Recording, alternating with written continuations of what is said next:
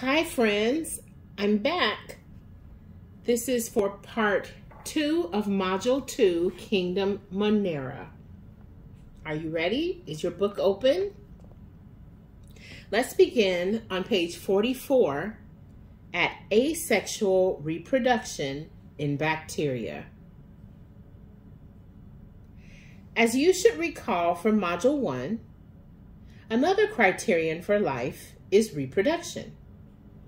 For an organism to be considered alive, it must be able to reproduce so that life can continue. We also learned in Module 1 that there are 2 modes of reproduction, sexual and asexual. In order to produce offspring, however, bacteria can only reproduce asexually. Although there are several ways in which this asexual reproduction can occur, we will concentrate on the most popular form, which is often called binary fission. Figure 2.4 on the next page illustrates this form of asexual reproduction. In the figure, we have removed some of the features of a typical bacterium so that we can concentrate on those parts that are essential to reproduction. As you can see from the figure, reproduction begins when the DNA forms a loop attached to the plasma membrane. The DNA then copies itself. It should make sense to you that in order to reproduce, the bacterium must create new DNA. After all, DNA is required for life. Since reproduction forms a new living organism, new DNA must be formed. Once the DNA is copied, the copy attaches to the plasma membrane close to the original. The cell wall and plasma membrane then elongate, separating the copy from the original. Once they are separated, the cell wall and plasma membrane begin to grow. They grow in between the 2 strands of DNA, eventually closing them off from one another. At that point, there are 2 bacteria. As we learned in Module 1, asexual reproduction usually results in offspring that are identical to the parents. Now you should see why. The DNA in the offspring, sometimes called the daughter, is the same as the DNA in the parent. Since DNA holds all of the information that makes up an organism, the 2 bacteria must be identical. If, however, a mistake was made while the DNA was being copied, there will be a marked difference between the offspring and the parent. This is what we call a mutation in Module 1. Thus, mutations in asexual reproduction result when the DNA of the parent is not copied correctly. One of the interesting aspects of bacterial reproduction is the speed at which it occurs. Under ideal conditions, a bacterium can divide in about 20 minutes. Of course, once it divides, the new bacterium and the old one can divide again in about 20 minutes. If this process continued indefinitely, one bacterium could multiply into more than 1 billion bacteria in about 10 hours. If this continued for a whole week, the bacteria formed from that first single bacterium would have a combined weight that is larger than the entire planet. A situation like this can never occur, however, because of several factors. Suppose, for example, a saprophytic bacterium found its way to a dead cow. The bacterium would feed on the cow and begin to reproduce rapidly. In just a day or so, there would be billions and billions of them. They would begin to spread out across the remains of the cow so that they could all have access to the nutrients that they need. At some point, however, bacteria would cover all of the remains of the cow. Well, what then? Well, some bacteria would be cut off from their food supply, and they would die, decreasing the population. Some bacteria would actually try to eat other bacteria, which would further decrease the population. Now, of course, while all this was going on, bacteria would still be reproducing. So new bacteria would be forming and other bacteria would be dying. For a while, the bacteria population would reach a point where the number of new bacteria that form equaled the number of bacteria that die. We call that the steady state of the population. Steady state. A state in which members of a population die as quickly as new members are born. The population of bacteria would reach a steady state for a while, but then something would happen. The cow remains would start to dwindle due to all of the bacteria feeding on them. At some point, the remains of the cow would not support the population, and more bacteria would begin to starve to death. In addition, the incidence of bacteria eating other bacteria would increase. Thus, the population of bacteria would dwindle along with the remains of the cow. Eventually, when all of the cow remains were gone, all of the bacteria would be dead. This situation is illustrated in figure 2.5. So, even though bacteria can populate an area quickly, a limitation of resources will eventually slow the growth of the population until, when all resources run out, the population dies. Before we leave this discussion, we want to point out a few things about the graph in figure 2.5. During the initial stage of population growth, the bacteria are reproducing unchecked. There are plenty of resources for the population, so the population grows as quickly as the bacteria can reproduce. This is called exponential growth. Exponential growth. Population growth that is unhindered because of the abundance of resources for an ever-increasing population. However, as the population begins to reach the limits of the environment's resources, it can no longer grow unchecked. The population growth is controlled by the limited resources of the environment. This is referred to as logistic growth. Logistic growth. Population growth that is controlled by limited resources. If you look at figure 2.5 again, you will see that there is a region that is highlighted in pink. That is the region over which logistic growth occurs. When you graph a population that experiences logistic growth, you get the S-shaped curve, often called a sigmoidal curve, that is shown in the pink section of the graph. Under certain circumstances, a population might never experience a decline. If the environment continually renews its resources, the population might stay at its steady state indefinitely. In our example, suppose a small amount of dead cow was added periodically to replace the amount of dead cow that had been consumed by the bacteria. If that were to happen, the bacteria would never run out of resources, so the population could continue at its steady state. This can occur in nature. Consider, for example, a population of herbivores. They would eat the plants in their environment, but as long as enough new plants grew to replace the old plants, the population would not experience a decline in food resources, and it might continue at its steady state for quite some time. Genetic recombination in bacteria.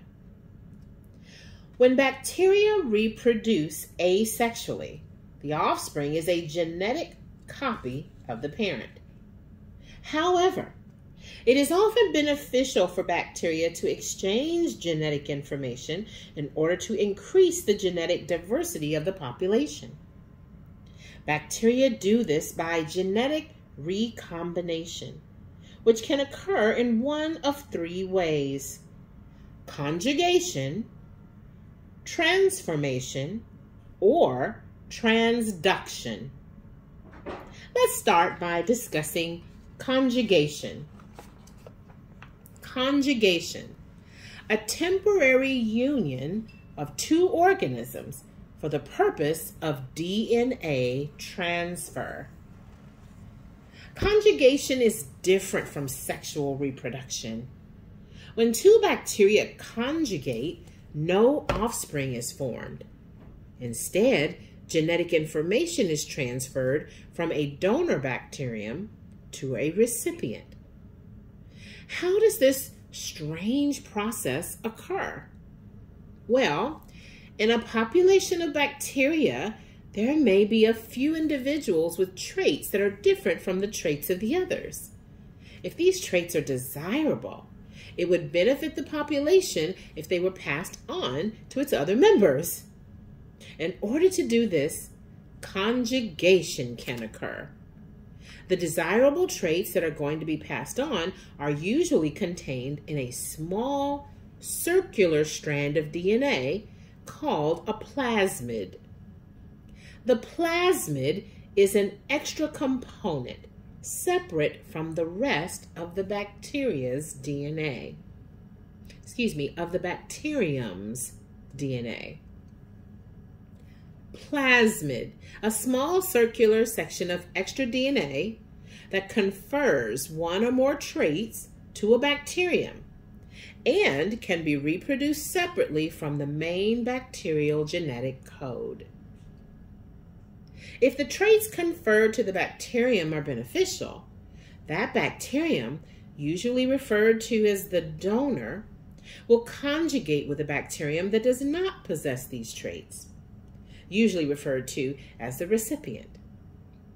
The mechanism of this form of reproduction is illustrated in the figure below. The first step in conjugation among bacteria involves the donor grasping the recipient with its sex pili. Remember, sex pili is the term we use for fimbriae or fimbriae that are used in reproduction. Research indicates that the donor bacterium is the one that initiates conjugation. However, we are presently unsure of how it knows which bacterium to conjugate with. Once the donor grasps the recipient, a conjugation tube is formed between the bacteria. At that point, the donor bacterium transfers one of the plasmid strands to the recipient. As you will learn in module number 5, DNA is made up of two strands that are joined in the shape of a double helix. Thus, the plasmid that the donor has composed, thus, the plasmid that the donor has is composed of two strands. It turns out that due to the chemical nature of DNA, if an organism has one strand, it can construct the other strand using the first as a template. Thus, as the strand is being transferred, the donor bacterium begins making a second strand for the plasmid to replace the strand that it is donating. As the recipient bacterium gets a new strand, it also constructs a second strand so that it will have a complete plasmid as well. When the plasmid strand has been transferred, the conjugation tube collapses, and each bacterium finishes constructing the plasmid strand that it was making.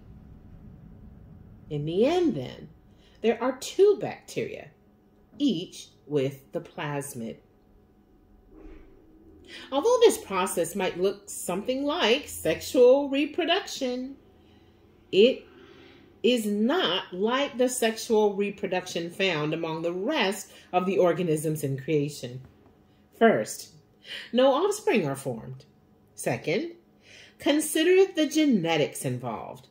In most cases of sexual reproduction, each parent contributes DNA. And the offspring's DNA is a blend of parents' DNA. Thus, each parent contributes to the new DNA being formed. In bacterial conjugation, this is not the case. No DNA travels from the recipient to the donor. Thus, the traits conferred by the donor's plasmid are given to the recipient, and the recipient gives nothing back. In conjugation among bacteria, then, only one organism donates DNA. Transformation and transduction. If conjugation wasn't strange enough for you, consider another means by which bacteria can diversify their genetic code. Transformation. Transformation. The transfer of a DNA segment from a non-functional donor cell to that of a functional recipient cell. If the bacterium dies, its cell wall falls apart, and the components of the cell, including the DNA, flow into the surroundings. By yet another process that we do not fully understand, the dead bacterium's DNA seems to break into small pieces, and a living bacterium might sense that one or more of those pieces contains a trait or traits that it could use. The living bacterium then absorbs what it needs, incorporating the new genetic information as a plasmid. Of course, once a bacterium has such a plasmid, it might then engage in conjugation to pass the plasmid on to other bacteria. The last method of genetic recombination among bacteria is transduction, which occurs with help from an outside source. Transduction, the process in which infection by a virus results in DNA being transferred from one bacterium to another. You will learn more about viruses in a later module, so we don't want to spend much time on this now. Just realize that a virus can pick up DNA from a bacterium during infection, and that DNA can be inserted into another bacterium in a subsequent infection. Endospore formation. Suppose you have a sample of water that is filled with bacteria. You boil the water to try to kill the bacteria. Will that get rid of the population? Not necessarily. Do you remember our discussion of spontaneous generation from module number 1? John Needham did experiments that seemed to provide evidence for spontaneous generation, but one problem that Pasteur noted was that Needham did not boil his infusions long enough. Although boiling water will kill the bacteria, they can actually survive the high temperature for some period of time by producing an endospore. Endospore, the DNA and other essential parts of a bacterium coated with several hard layers. The endospore is formed inside the bacterium's plasma membrane. Once an endospore forms, the bacterium itself might die, but as long as the endospore survives, the bacterium can reform. An endospore can withstand extreme situations for a lot longer than the bacterium itself. For example, endospores can withstand boiling or freezing for a while. In addition, they can withstand up to a few days of extreme dryness, pressure, or exposure to toxic chemicals. If the endospore can survive through the extreme situation, when favorable conditions return, the hard layers surrounding the DNA will deteriorate and the cell will burst from this endospore, ready to grow and reproduce again. Once again, our understanding of the process by which bacteria know when and how to form endospores is still limited. Much exciting research is being done in these areas.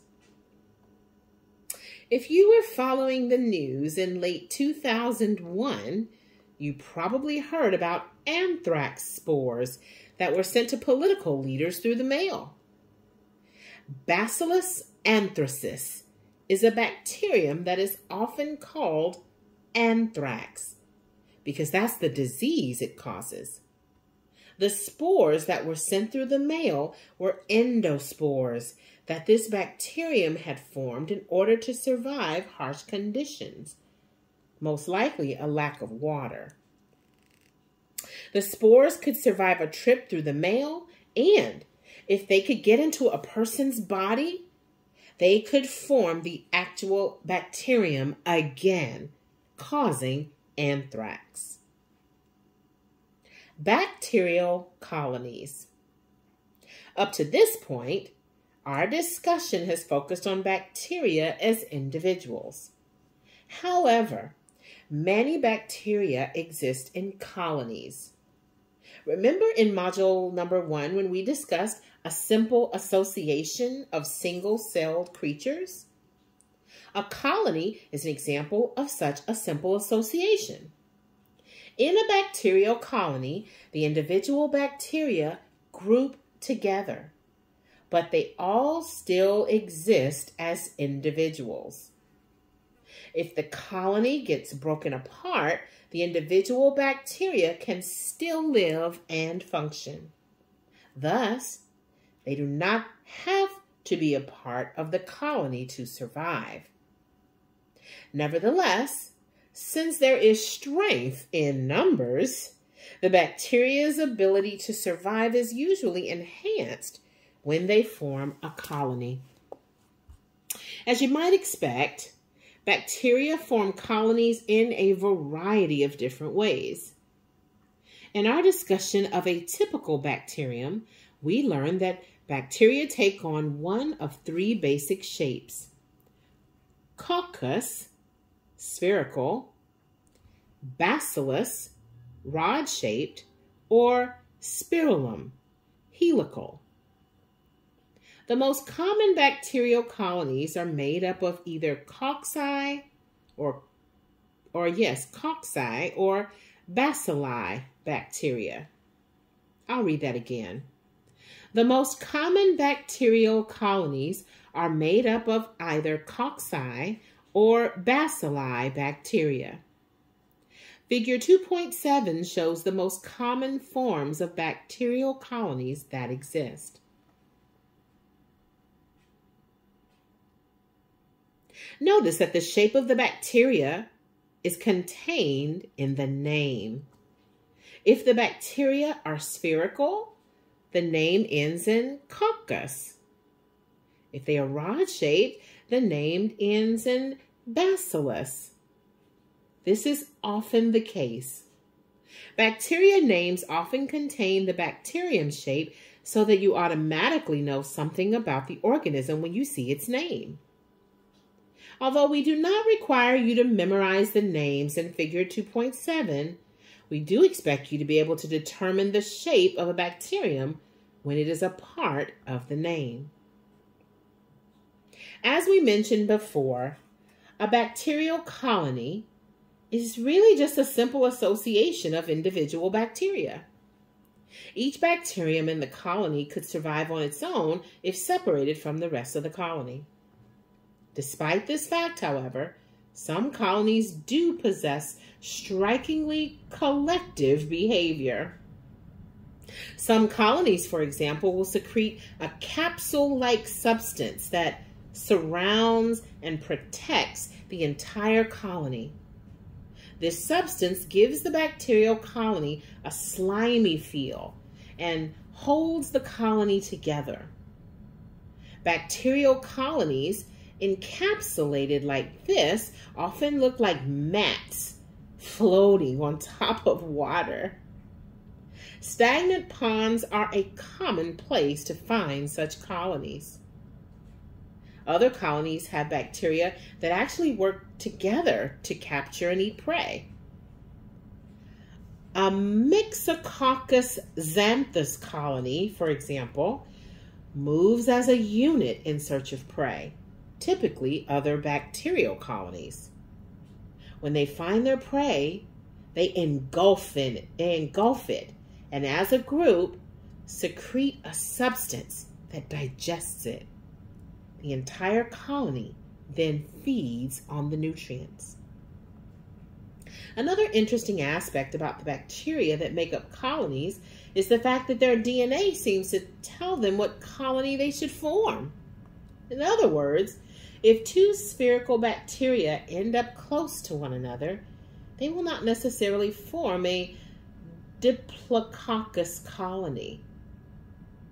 Diplococcus. Can you say that? In other words, I'll read that again. In other words, if two spherical bacteria end up close to one another, they will not necessarily form a Diplococcus colony. Their DNA determines whether they want to exist as an independent bacterium or as a member of a colony. Furthermore, if the bacterium has the DNA of a colony dweller, the DNA determines what kind of colony in which it will live. Thus, if a Streptococcus bacterium is separated from its colony, it won't join up with just any other colony. It will continue to live independently until it can find another Streptococcus colony. If it never finds one, it will live out its life as an independent bacterium. Before we move on to the next section, we need to begin an experiment that will last through the next module. Most of the first part of the experiment deals with collecting specimens that we will later view under a microscope.